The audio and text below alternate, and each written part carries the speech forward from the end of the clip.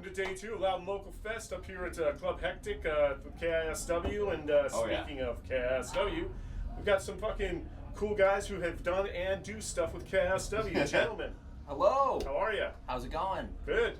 Who are you? Oh, I'm Kevin Diers. I host Loud and Local, hence Loud and Local Fest. Also host Metal Shop on KISW, and yeah, this has been an awesome weekend, and we're like, only 2 bands in right now for the second day. It's gonna be a long day. We got Greyhawk, Accused AD. I mean, I just love the fact that we got Accused AD. They're legends. That's absolutely rad. I love that there are people our age. There's older folks. There's literal children walking around with the big ear headsets. Oh, you know? Like the fact that these little kids are going to see Accused AD just like warms my heart, you know. I love the fact that it is literally all ages. Like, so if you say like all ages, usually it means just like young kids. But I love that there's older folks, people in the middle, and then little kids. It's just, music should be open for everyone. So, Oh yeah. Anyways, absolutely. I'm Kevin Diers. Wonderful introduction there, Kevin. Yeah. And I am Travirus. I am a regular co-host, guest. I've done both on Metal Shop for on and off about 10 years. Sometimes I've been invited on, sometimes I have forced my way on, but I always have a great time, and I always try to contribute as much as I can to Kevin's show. And not only that, but also he's now a professional voiceover artist. Why don't you tell him about that? Oh, yes. I'm a professional voice actor now. I had the opportunity earlier this year to audition and record some lines for a game coming out from Scythe Dev Studios, who brought you Northbury Grove and Happy's Humble Burger Farm, 2 games that I really love. And this new game they got is a virtual reality game called Deep Cuts, and I voice several characters in the game. Nice. So now I get to put that on my resume as well. Yeah. That's rad as hell. That's really cool.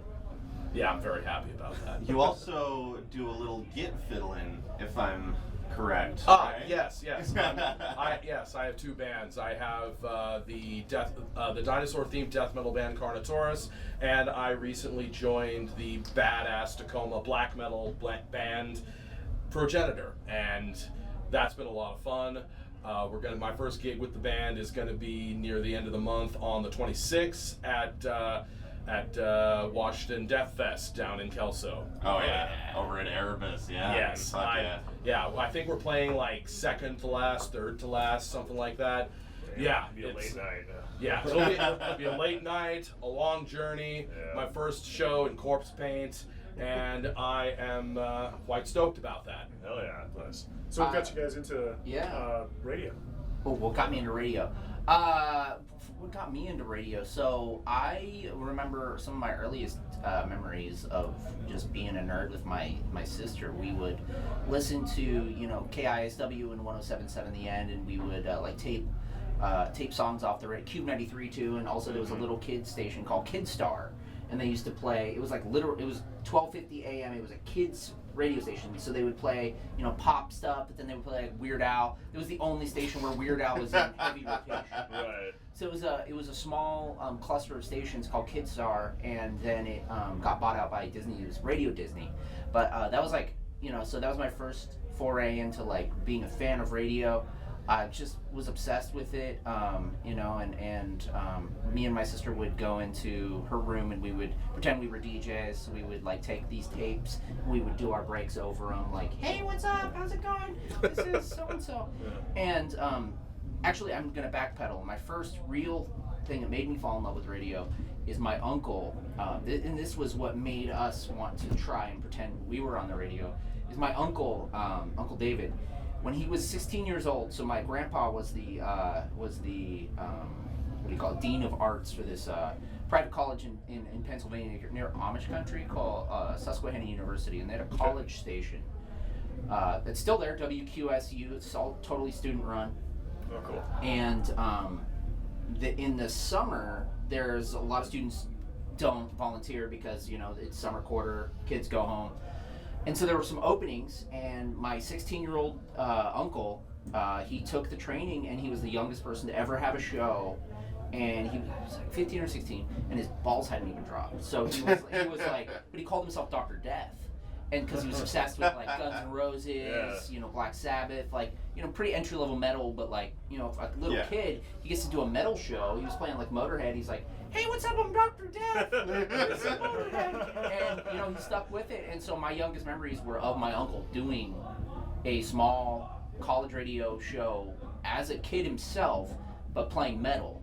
Oh, and it's kind of crazy that you think like 30 plus years later, you know, I'm doing the same thing. But this was when like, you know, of the time when like radio was like the king, right? There was no streaming. So there's pictures of him at these radio conferences where he got to meet like Lemmy, he got to meet like Pantera, all these different people, because, you know, radio was king, and that's where, you know, that's where he heard got exposure, exactly. And he would go to I remember seeing all these, he would just go to these radio conferences, and he would just come home with 200 promo CDs. They would just be giving them out. DJs, every DJ gets this metal, you know, record labels, promotion, so cool. And he would be like, yeah, take whatever you want, I don't know.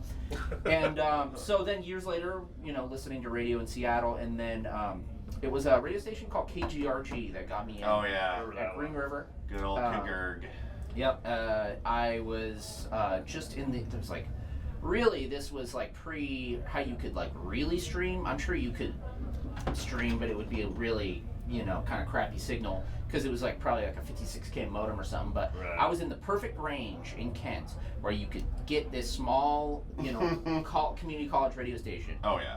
And right out of high school, I was like, I didn't really have any goals other than just to be on KGRG. And I did it, and that's the coolest thing is that you know, it's student run, and they just give the opportunity. And 2004, it's kind of crazy that literally 2 weekends from now, my friend Trevor will be putting on a festival at Real Art called Dead Air Hardcore Radio Fest. Oh hell yeah! So I started Dead Air by myself, and then Ian came on probably about 6 months or so after that. But I started Dead Air in 2004, and to think that that show is still going on 20 years is just that's insane. That's awesome. Of all the things that I've done in radio, which is some really cool stuff, I will say that starting a show that continues to live on without me being involved at all is like my thing I'm most proud of, just because it, you know, it's cool to host a show that's already there. That's awesome. Take over the realm and stuff. But to create something and then it lives on way past your time, it's a beautiful thing. So that's what got me into radio. So. Now I remember being in high school and tuning into Dead Air every now and then when I was first getting into metal, you know, like my sophomore, junior year. I was like, this is a little too hard for me. You're like too many breakdowns. Still had little baby ears. Yeah. It's like, this isn't Megadeth enough for me, so I'm gonna. And Travis. Yeah, got you into radio, bud.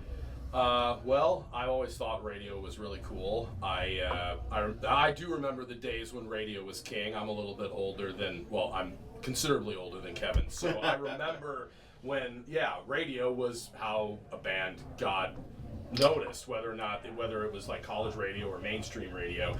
And I did a radio show in high school, and that was fun, but I didn't really pursue that much in college. I had other stuff going on, and then I listened to Metal Shop for as long as I'd known there was Metal Shop, and then I make friends with Kevin when we worked at the same record store, and then he says he's auditioning to be the new Metal Shop host. He gets it. And then after a while, he's like, hey, you want to come on up to the station, hang out, and see it? And I'm like, yeah, I do. Because I'd never been to the KISW station before, and it was an institution around here. And I was doing a fanzine at the time, and him and Ian, his co-host at the time, said, hey, yeah, you want to talk a little bit about it? And so they let me on the air. They let me talk about the fanzine. We did a little bit of banter.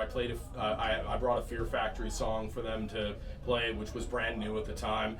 And then afterwards, they were like, yeah, that was okay. You didn't curse, you didn't ramble, you didn't talk too fast.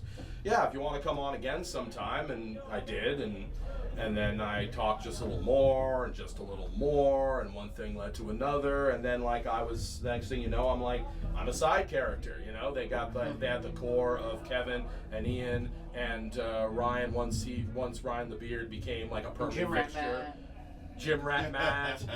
Yeah, I was one of like I'll say. Think of Howard Stern, right? Howard Stern has the evolving characters. And, if you're not like he's a freak like Howard Stern's sidekick. You have to have a posse, right? I never thought about it that way. I always thought I was kind of a freak.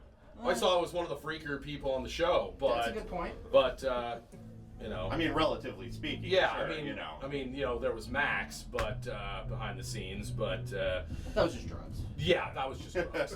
Yeah, I don't need the drugs to be a freak. Exactly. Yeah. And so that's the last time I did it was back in. Because of my other stuff I have going on, I don't have the time to be on it all the time anymore. But I'm grateful for all the time I do have with Metal Shop, and grateful for I've actually had people at shows recognize me from the show, maybe like 3 or 4, but still that's more than zero. That's more than zero, better than nothing. I remember when shows first started opening up again, the first show I went to at Showbox, right after the show, this guy's like, "Hey, Travirus, it's you. I knew I'd see you here." Like, "Oh, hi." And I didn't remember meeting him before, so I assumed he knew me from the show. But yeah, it's cool. It's fun. I always have a blast every time I work with Kevin. It's great. Well, here's the thing about Travis is he has a commanding energy, right? He's a book of knowledge about heavy metal. He lives it. He is the living embodiment of heavy metal. Not to say that's all you are, but you live beyond that, right? So you are not just the heavy. But that being said, you do represent metal very well. You have a wide knowledge of it. Plus, just the voice. Right? He is, and there's a reason why he's. You guys both have such solid radio voices. He is that commanding, loud, just great, deep, gravelly voice. So. That's why he fronts a death metal band about dinosaurs. There you go. Right, because he just sounds like a dinosaur. It was a perfect fit. And given that, it's been really cool seeing Kevin's voice evolve from his dead air days to now. Seeing him just level himself up as an on-air personality from almost the ground level. It's like seeing a friend of yours in a band go from playing clubs to touring the world. It's really cool to see. It's exciting. And makes you a little proud that you knew him when. Oh, thank you. Well, we got the most important interview question. What's your favorite Fishy Mushroom song? You need a cheat sheet. Okay. I swear to God, if Travis says Tacoma song. What was the song that we played when you guys came up here? When you guys came up, I think we played Farmer Dave. And I think we definitely gave you Farmer Dave to torture people Farmer with. Dave's my favorite. Get that little Primus nonsense in there. Yeah. Travis? I like Band Killer. Oh, thank fuck. Last time I saw you guys live, that was the that their whole set was fun, and that was the most fun song of the set. Tacoma song's second, but Band Killer, yeah. I just hate that we just peak on our first EP with Tacoma song. It's like everyone picks it. It's better than nothing. It feels nice to have a sort of take on me, I guess. But a little more in cherry pie. But the classics are classics for a reason. I'm sorry. It's true. We've also got a nice little bucket here full of random questions that we have been asked on Behind the Bar. Okay. That we would like to extend to you. So if you guys want to pick one and go ahead and both give that an answer. All right. So, what is a cover song you've always wanted to do? I guess that applies more to Travis, but we can. If you wanted to expand it to karaoke, Kevin. No, go ahead and have you do a different one. Travis, you can Still in, no? What I've always wanted to do. I also don't. This is a genre of music questions. I'm not a musician. No, Jesus Christ. We weren't expecting to be able to get the radio personalities on on for some interviews. So First celebrity crush. there you go. That's always a good one. It was Tara Lipinski from My Girl. Okay. Yeah. That's it. Nice and easy. It was the one who didn't die from the bees, you know. Cover song I've always wanted to do. I'm gonna go with "Cold Night for Alligators" by Roky Erickson. I think a death metal version of that would be really cool. I don't think I could do as good a death metal as Entombed's version of Night of the Vampire, but I would give it my damnedest shot. And as for first celebrity crush, the one that I can remember, because my memory is a little hazy on account of the weed, it'd probably be Gillian Anderson on the X-Files. Nice. Oh, yeah, solid. Right.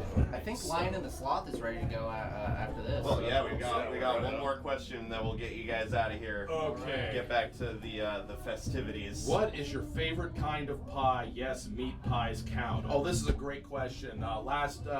Last barbecue my work did, because nobody hurt or killed themselves for 300 days on the job. They ordered some pies to go with the cookout, and they had this thing that was like somebody took a Marionberry pie and put it on top of a cheesecake. Wow. And hell yeah. that was the pie. I don't remember the exact name of it, but it said Marionberry pie, but it was so much more. And I was helping grill, because I love to grill, and then it got me out of work for a while, and so I was like, nobody's gonna notice if I have an extra piece. There's stretches we're out here cooking, just oh good, I might as well eat some more pie. Yeah. For me, it's pecan pie. Oh, hell yeah. Any particular reason? I always thought I would hate it, and then I just actually tried it, and it's delicious. And it's more in the South that you get pecan It's very pie. southern thing, yeah. But it's I don't really eat it very often, but around Thanksgiving, Christmas time, It's just always a good pie to have. It's a good pie to have. Awesome. Well, Kevin, Travis, thank you for joining us. Yeah, It's thanks great for coming to have up. you on. Thanks for for having me. Yeah. Always fun, guys. I'm glad we got this out of the way early. That way you guys can just go and enjoy the rest of the festivities. Check out Hannah Duckworth. Yeah, I think I'm gonna go get a little drunk.